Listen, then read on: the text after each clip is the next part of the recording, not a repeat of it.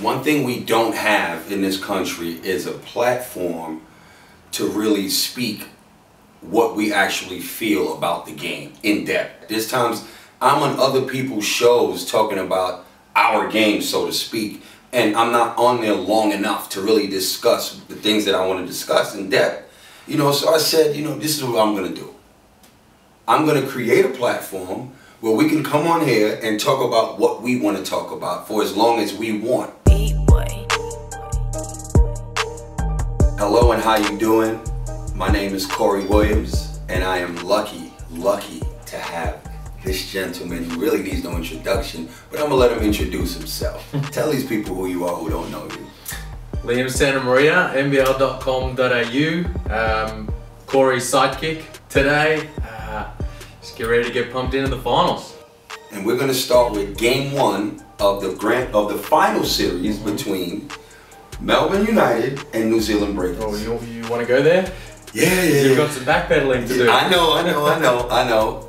Let's do it right now. You know, I came up with a theory that New Zealand Breakers dropped their last two games so they can match up and beat Melbourne United. I felt that they had a bad week about 3 weeks ago when they lost the home and away, and they matched up best with Melbourne United, and that they were going to come in here and win. I said Edgar Sosa was going to outplay Casper Ware, and I said the teacher versus the student, which was the teacher being Mika Vakona versus Ty Wesley. Mika was going to lock them up, and they were going to win. It didn't go so well. No, it didn't play out that way. And you told me, we were at the awards dinner, and I discussed it with you, and you was like, go ahead, I'll let you take it from there. Well, I was talking about the Dean Vickerman factor. This guy's the coach of the year, and you know, he's turned Melbourne around this season, and he was the man responsible for a lot of those wins you keep quoting of the Breakers over Melbourne United, leading New Zealand for those couple of years against Dean Demopoulos, which was a tumultuous time for Melbourne United, and now he's in charge. He knows the enemy. You've got Sun Tzu, the art of war, right here. Right. And you got to know the enemy. Have to know the enemy. Know the enemy, and he knows them back to front. In fact, in the lead up to this series, he was talking about holding back information about the Breakers. If I tell him everything I know, it's just going to confuse them. And he knows so much. Wow. He's not even telling his team everything about it. And now they've won 3 in a row against the Breakers. They have won every third and fourth quarter in the last 3 games against the Breakers, and to use your terminology, they pretty much own New Zealand right now. Well, you know, the biggest thing that I actually was talking about leading up to that game was the matchup between Casper Ware and Edgar Sosa. Great matchup. Great matchup. What led me to believe Edgar Sosa was going to have his way in that matchup was that Casper Ware, if you really think about all the games that they played against each other, he didn't dominate in any of those games, okay? And Edgar Sosa actually outplayed him in all of those games if you look across the board. But I understand that Casper Ware was playing more of a facilitator in those games when you look at the big scheme of things. You know, I know you guys think I'm biased, but look, he did go to Rice. That is my brother. He is from New York. That is my brother. However, I gotta call it like I see it. Casper Ware destroyed, not outplayed. No. He destroyed Edgar Sosa in that game. 33 points. I don't care what his shot attempts were, because you win. That's what you got to do as an import. You put the backpack on. Everybody jump on my back. I got this, and this is exactly what Casper Ware did. So Melbourne have been riding Casper Ware in that high pick and roll in second halves all season. Dean Vickerman at halfway through the year made the adjustment and said, you know what? I've got an NBA level point guard and I've got an NBA level 5-man. We're running 1-5 pick and roll down the stretch. I got Chris Golding on one wing. I got Ty Wesley roaming the baseline and stepping, you know, out into to mid-range, long-range jumpers. We're just gonna play off those. And Ware makes such good decisions in that situation. If you come over the top, he'll attack the rim. If you slide under, he'll step up and shoot the 3. And if you flat show, you stay at home with Josh Boone, he's just gonna hit that floater, which he did all game long in the second half. And where teams have had a little bit of success with him in that pick and roll during the season, early in the year when he was kind of underwhelming a little, was when they trapped him on that pick and roll and got the ball out of his hands. But over the course of the year, he's made a bit of an adjustment on that. You remember a few games ago in Sydney when Boone had 22 and 13 and Ware just kept hooking him up. They were doing that. Against New Zealand, they didn't, Sosa and all those bigs, they didn't do that at all, and he just ate off that little floater. It's going to be interesting to see what they do in game 2. Do they trap? Do they hard show? Because at the moment, he's just having all he can eat in that situation. I mean, you hit it on the nail. If I'm Hanare, I got to trap him.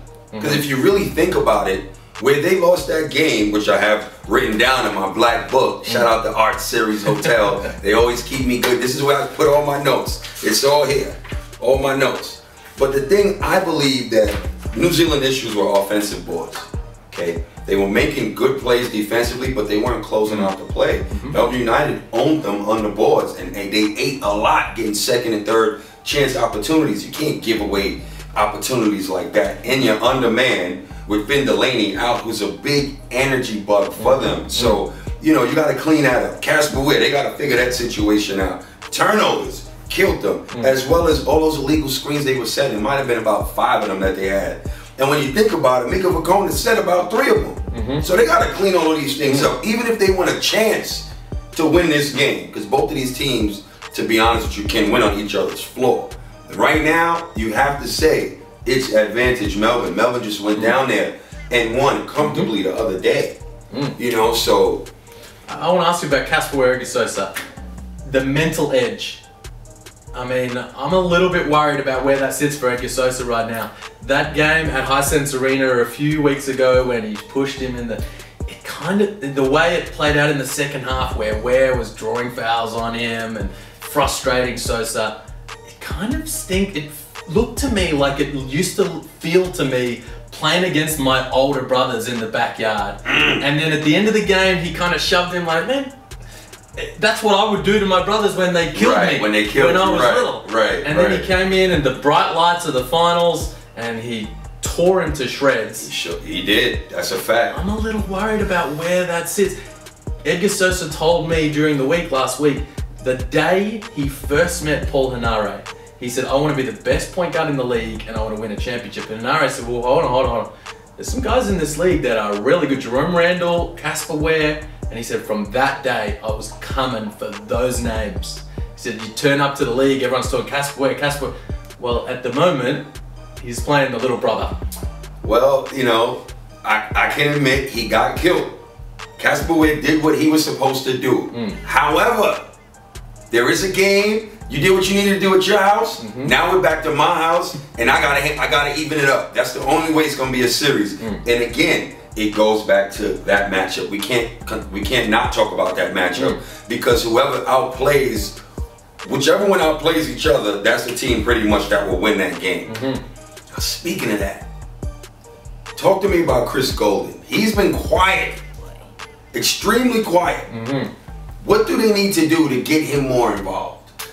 You know, I feel like Chris is going to get more looks and more open looks, just like Josh Boone, depending on how they play that Casper Ware pick and roll. If they're going to stay at home on the big and they're going to give him shots off that action, Chris doesn't need to have a big game. Because like you said, Ware can just carry the load.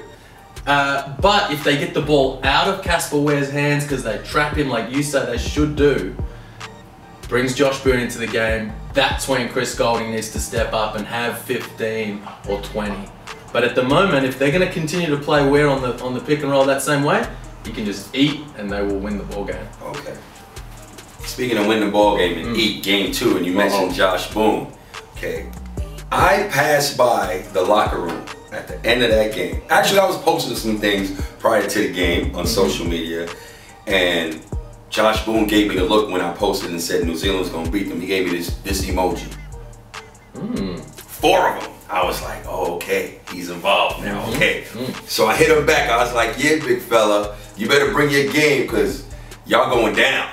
No response. As soon as the game was over, he looked right at the commentator's box and was like, pointing to the score. I was like, okay, you got it. So then at the end in the changing room, I walked by because our changing room is back there as well. I was like, Boone, I see you. He was like, I told you he was coming today. Then he said, it's over in 2. Ooh, wow. We not coming back here. It's over in 2. I said, okay, big fella, I see you. Let's see how we go. So, you know, that's just even more information to put out there that Josh Boone is not trying to do a game 3. Where do you sit on this series now? Coming into the series, you said New Zealand's going to win. It's the matchup they want. They went down in game 1. Like you said, Melbourne just held serve at home. Nothing we didn't completely unexpect. Right. But have you flipped from what you saw and with Ware and Sosa?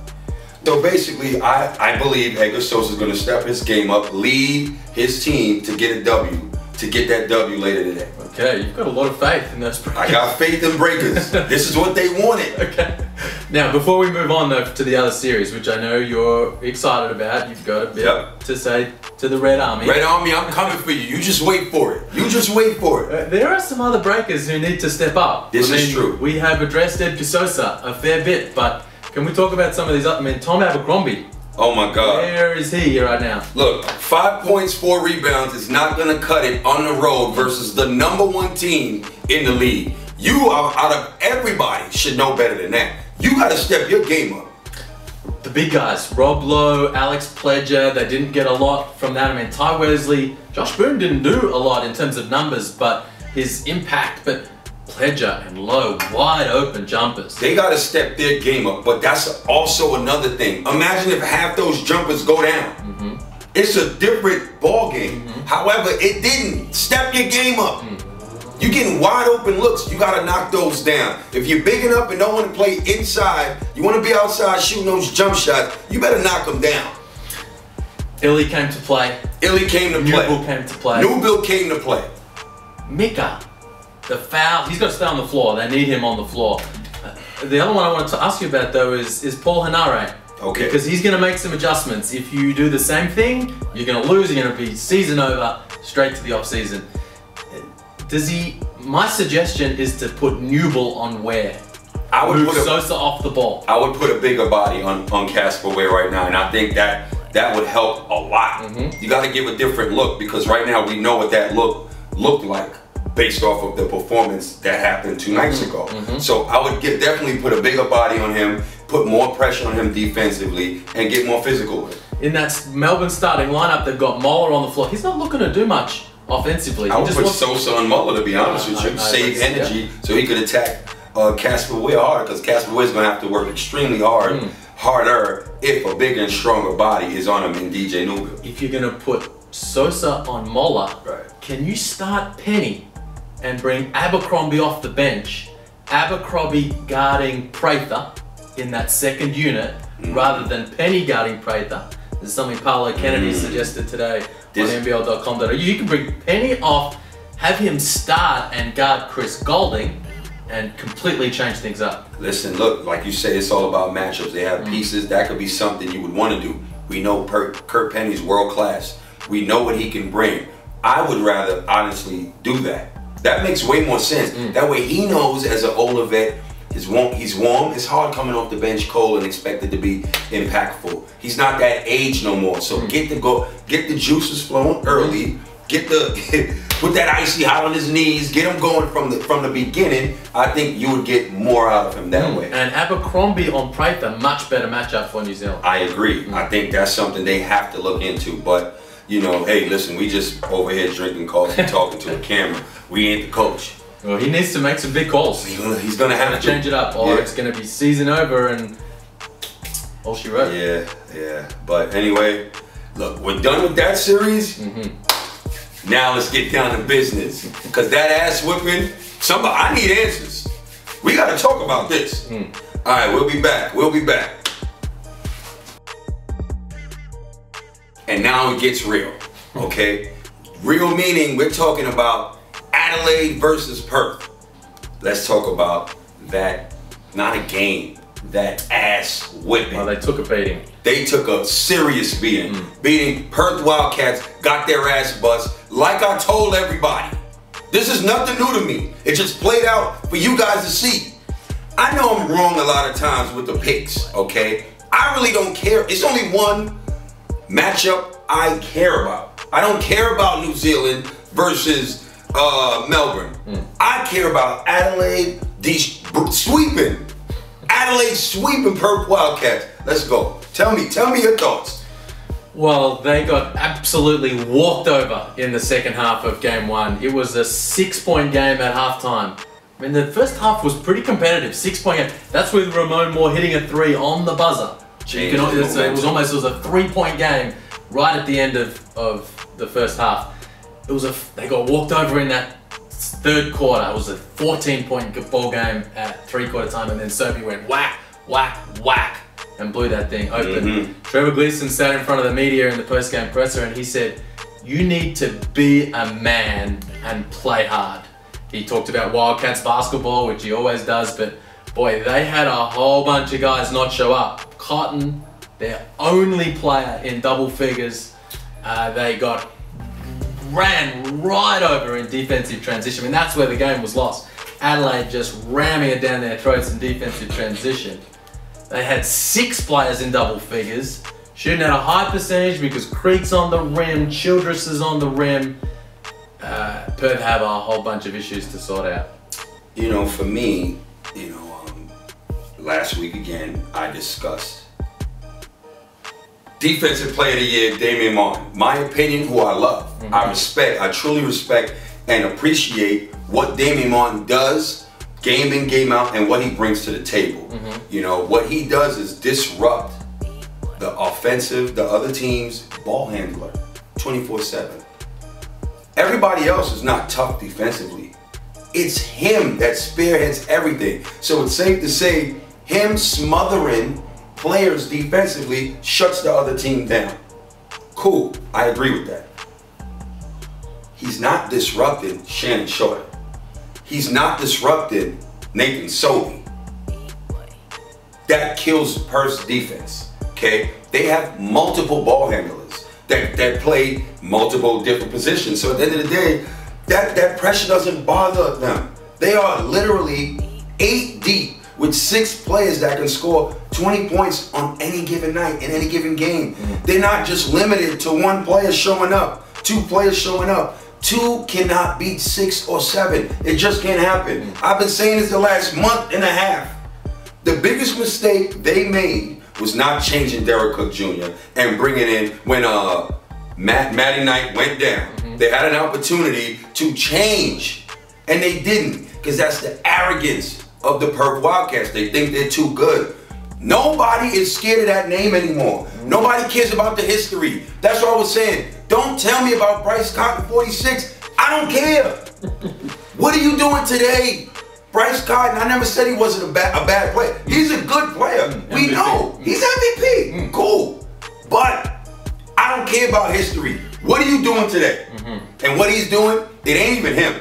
The rest of the team ain't show up. JP Tokoto. Well, JP Tokoto was a non-factor, and this is the guy you had him for MVP. I had him first half of the season MVP. He's fallen off the map, and he was kind of walking around a little bit in that game 1. What do you have? 5 points, 4 rebounds, not much else. Mitch Creek absolutely dominated that matchup. I've got a question for you. This is something Tommy Greer, my man Tommy Greer, brought up with you a few weeks ago. Is JP Tokoto an overrated defender? Is he a little bit of a barroom door on the perimeter because he's not having a massive impact defensively right now? Well, honestly, I gotta agree with you and Tommy. I mean, he hadn't shown up. Mitch Creek, the best Aussie in the league. You know, and funny enough, the second best Aussie in the league is his teammate, Daniel Johnson. You know, so... Sobe's not a long way. And Sobe, and the third best Aussie in the league. They got the top 3 Australians in the league. And you're as good as your local players. And they got the top 3 in the league. That makes them really good. Okay, Kevin Lish wants a conversation. Kevin Lish right now. Chris Golding wants a chat. Chris Golding ain't top right now. No. I like him. That was my guy. But he hasn't been consistent enough this year to be in that type of conversation. But those 3 down there, they rolling. And I love them because they rock stars. They walk around like, listen, we're going to bust your ass and we're going to tell you. And if you want to fight, we can do that too. So, how do you stop this Adelaide 36ers? You can't. That team, Perth Wildcats, cannot. There's too much pressure. They've got to try. Man, your boy Trev. They trying. He's got some history. There ain't nothing. I'm gonna let you finish. Go ahead. I'm too hyped right now. Go ahead. Well, they've got to do something. I mean, they're turning up in front of the Red Army. They are the two-time defending champs. This is their 32nd, 33rd? 33rd. I hear it all the time on Twitter. I don't even know the number. I mean, it's something. I mean, there is some prestige in that building. Joey Wright's trying to spin the narrative that they love playing there, that it's an NBA arena. Okay, cool. It is not a fun place to play as an opponent. You know, some people have that mentality, but most don't. They're going into that arena to keep their season alive. They went down by 35. They have to change something. Hammer and Redditch on the broadcast were talking. Redditch. They want more zone. They want more zone. They say force this Adelaide team to shoot from the perimeter, make Childress a three-point shooter, make Creek a three-point shooter. They didn't show a lot of zone in game one. I say first and foremost, you gotta get your ass back. You gotta get back in defensive transition because they are running all over you. But can you see a little bit of zone? What can they do to change things up? They played a little bit of zone in the last game. They still got their asses bust. There is nothing they can do to stop this ass whooping that's coming on Friday. There ain't nothing you can do. A coach could only coach. Players gotta play. All right? That's a real talk. Everywhere I played, end of the day, I don't care what instructions they give you. You gotta play. JB Tokoto, I'm going way out the window with this one. I think he has a job lined up already at the end of this season and is tanking playoffs. So he can hurry up with this season and go somewhere else. Because that performance that he gave, that's the only excuse I could come up with. I've seen players overseas. Hassan Whiteside was my teammate, and this is what he did. I'm going off experience that I ain't know. We were in Lebanon playing. That was my teammate, Hassan, star center with Miami. We were playing together. He's a beast now. He was a beast then. And Chinese second division team, it's the NBL in China, told him he signed with them during our season, and they said you got a deadline to make. You need to get here by this date, or your contract is null and void. He was making, I think, about 30 to 35K a month with my team in Lebanon. And the Chinese contract was double, 70K a month. You need to be here by this date or that contract is null and void. He fouled out in the game. Then he came like his ankle's not so well in the game. He lost, we lost. He went to China, 2 weeks later, 40 and 20. These are the stats. What I'm saying to you is, I wouldn't be surprised if that is what the situation is. And I'm going out there and saying that because ain't no way. He's a man. He's a much better player. He's a man. He's a man. Every game he showed up all year. And to come in the playoffs, first game you played like that, I saw him in the mid-range. Elbow of the free throw line. That is his shot. I seen him pump faking with nobody in front of him. Pump faking trying to post. I was like, wait a minute. Let me see if he gonna do that again. Oh man, this is what's going on right now. No, that's what I saw. Yeah, he didn't show up, and he looked a little bit like a deer in headlights in that game. And look, maybe it's not cool for me to say. I mean, he is a legit player. This is a gun. He is a gun. But hold on. There's a reason why he looked that way, and I don't think it's because, you know, maybe you're right, but I think the reason he looked that way is because of Mitch Creek. Mitch Creek came to play. He was a man. He's a gun. Monster. Right. He is a monster right now. He was obviously NBA Summer League last year. Was it people say look at his stats and watched a couple of moments? Oh, he didn't do. No, he was really good. I was right there watching. He was a defensive game changer. He has come back here on a mission to get back there and make that jump. And he is an absolute monster, and he, you know, he's so physically imposing. He is relentless. I love how people are using that word about him now. They used to only use that about Mika Vukona, but Mitch Creek gets that now because that's how he plays. And JP Tokoto right now, I think he is just underwhelming because Mitch Creek is so tough. I mean, look, I agree. Mitch Creek, who I love that whole team because I love their attitude. They like, look, we're good. There's nothing you can do about it. And we're coming at you, make or miss, turnover, whatever. We are going to push this ball down your throat every opportunity we get. It's too many of them. It's too many of them. That is an overwhelming thing on both ends of the court. It's hard. This is over. Get the broom out. It's over. No, hold on. It's over. Look, hold on. Gun to my head. If I had to get it right to save my life, as Bill Simmons would say, I think Adelaide will win. But I'm not giving Perth no chance at all.